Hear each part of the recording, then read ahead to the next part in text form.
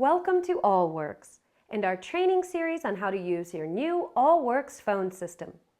To make this training as easy as possible, we have created a collection of small feature-specific sections. We cover all of the new features, so feel free to watch the videos all at once or one section at a time and at your own pace. Your Allworx phone has many capabilities, and over time you will see that in many cases there are multiple ways to initiate or access the same feature. To help you with the initial training session, however, we will show you how to access the most popular features the way most others access them. We have tried to make this guide as comprehensive as possible without overcomplicating the everyday use of your new phone. We also add new features all the time, so bookmark this page in your favorite browser and come back frequently. Let's get started with a brief overview of the phone. Allworx manufactures 3 different model phones. Many of the phone's features are the same, and the primary difference between the models is the number of programmable buttons and/or optional devices you can add to the phone. The easiest model to use is the 9204. This model has only 4 programmable buttons. Next comes the 9212 with 12 programmable buttons, and our largest model is the 9224. One of the available options on the 9224 is the telephone expander. Each expander adds 24 more buttons, and with the maximum of 3 added expanders, you can have a phone with 96 programmable buttons. Your phone label above the LCD will say either Allworx or Paytech. If your phone looks similar to these phones and its label says Allworx, it is one of our earlier designs, and everything you learn here still applies. If it does not say Allworx or Paytech, then most of the information in the rest of this guide won't apply. The focal point of every Allworx phone is the LCD display. The LCD screen gives you lots of information during each step of the call. In addition to the current date and time on the top row, when the phone is ringing, the display shows the caller's name and number. This can be an internal or external call. When you dial out to call someone, the display confirms you have dialed each digit correctly. On the bottom of the display are 4 information fields, and below the LCD are 4 matching buttons. Each one is context sensitive, meaning that their functions change based on the phone's status.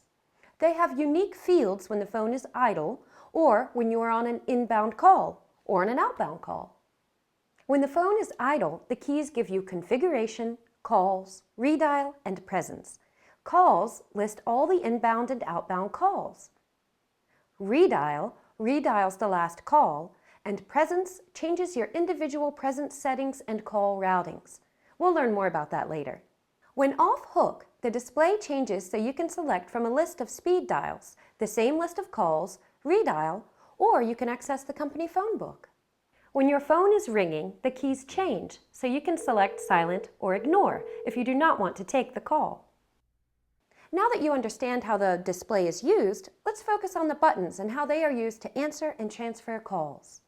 Based on the particular phone you will have anywhere from 4 to 96 buttons that can be individually programmed for your particular needs. By default, your phone has 2 personal call appearances.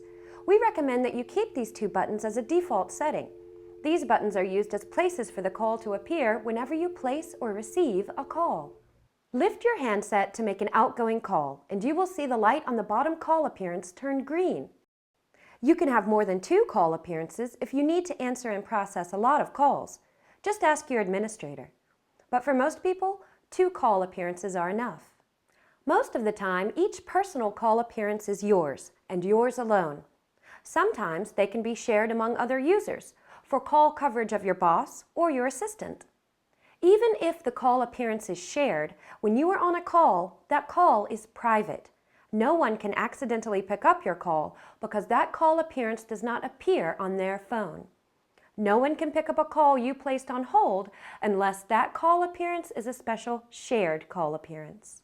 Your phone may be optionally programmed with direct line appearances. These are used when you want every outside telephone line to directly appear on your phone. Initially, this may look like an easier way to process calls, and for smaller systems with very few calls, it may be. However, when you put a call on hold, you give up control, and anyone can accidentally pick it up. Another user can take it off hold by selecting the line appearance, and if they do, you cannot retrieve it until they place it back on hold. Now let's examine how the remaining buttons can be used. Any unused button can be programmed for direct line appearances, another extension, speed dials, or features that you need to use regularly. When you program a button as another extension, that button also becomes a busy lamp field, which lets you see when the other user is on the phone. When that person is busy, the color of the button next to their name is red, and if they are in Do Not Disturb, the button is solid amber. These same buttons serve another purpose, and that is to call the user with a single push of the button. When you do, their phone will ring, unless, of course, their phone is in Do Not Disturb. You can program a busy lamp field on any available unused button.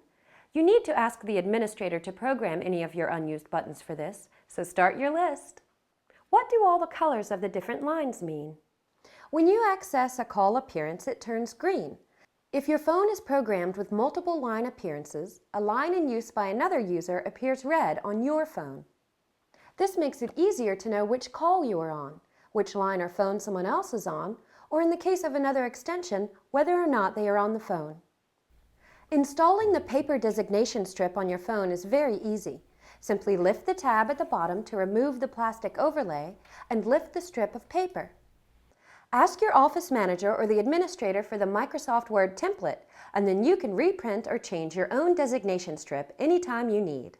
The most useful feature buttons are right above the keypad. These represent the most frequently used features and are used exactly the same way regardless of which model phone you are using. As soon as someone leaves you a voicemail, your Messages key lights red. To listen to your messages, press the button, enter your voicemail password, or follow the prompts on the display. If you want to call someone but don't have a button programmed for their extension, simply press Intercom and then dial their 3- or 4-digit number. A list of everyone's extension should already be distributed, but if not, you can search the phone book on the phone. Every Allworx phone has the capability to easily create a 3-party conference call. If you have the newest 4-button phone, you can even make a 4-party conference call. View the Call Basics section to learn how. If you have answered a call and want to transfer that call to someone else, select the Transfer button and dial the extension where you want to transfer the call. If you have a button programmed for that individual, you can also select Transfer and then select the button next to their name. The Release button is a very easy way to end a call without having to hang up the handset or push down the hook switch. If you are using a headset without an on-off switch on the headset, you will find this to be the easiest way to end the call. Park is a feature used to place calls on a system-wide hold, so anyone else can pick up the call from any other phone. The Info button simply gives you at a glance the current function of each button. This is also an aid that you can use to assist you in labeling your phone. Let's learn how to use your new speakerphone together. Every Allworx phone is a high-fidelity speakerphone, so to place a call using the speakerphone, press the speaker button and start dialing. To answer a call when your phone is ringing, press speaker and say hello. If you have answered or placed a call using the handset but now wish to change to the speakerphone, press speaker and then hang up the handset. This now places the call on the speakerphone. To transition from a speakerphone call to a handset call for privacy, simply lift the handset again. When on a speakerphone call, you can also end the call by simply pressing speaker. And remember, speakerphones are used when there is no expectation of privacy, so use them at your own discretion. Privacy also works both ways, so avoid noisy areas where background conversations can be heard by the person on the other end of the speakerphone call. The Mute DND button serves 2 purposes. When the phone is idle and you select this button, it puts the phone into Do Not Disturb, meaning that anyone calling you will not cause your phone to ring. This is very useful if you are in a meeting and you do not want the phone to interrupt you. If you are on the handset, headset, or speakerphone and select this button, you will mute the call so that you can have a private conversation without the other party on the call being able to hear you. The Hold button will place the call on hold, but only on your phone. This is good when you know that only you will ever retrieve the call. If you want to retrieve the call from another phone or want someone else to be able to pick up the call, you are better off to use the Park button instead. The volume button toggles a number of settings. When the phone is idle, it will adjust the ringer volume for incoming calls. If you are on the handset, headset, or speakerphone, it adjusts each volume independently. As a general rule, and for optimal voice quality, keep the volume setting around 0. Turning up the volume too high will degrade the audio quality, the same way turning up a radio too loud also impacts its speaker quality. If you ever need to unplug and move your phone, here's how. If you turn the phone on its back and take a quick glance, you will notice the 4 square cable connectors and 1 round connector for a power transformer. There is a dedicated jack for both the handset and headset marked with different icons. Please double check and make sure the handset jack is plugged into the handset, and if equipped, the headset is connected to the headset jack. Connecting them incorrectly will result in very poor audio and may lead you to mistakenly believe the phone is defective. The 2 plugs to the right connect the phone between your PC and the network jack in the wall. In some installations, you might find that there are separate cable connections, one for the PC and a separate one exclusively for the phone. Because the Allworx phone connects directly to the network, you can easily move the phone simply by unplugging and reconnecting the phone into another active jack. But if you encounter problems, please check with your administrator to make sure the phone is plugged in correctly. There is a removable base stand on your phone. If your phone is not wall-mounted, you can easily adjust the base to any of 3 different height positions. Depending on your particular network switch configuration, the phone power may be provided directly, and you may not need the optional power transformer.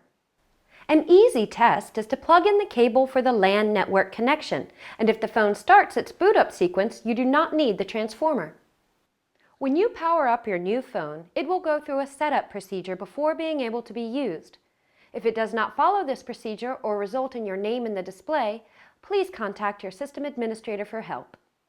This concludes the telephone overview portion of our training. When you are ready, move on to any of the other sections that you need help with.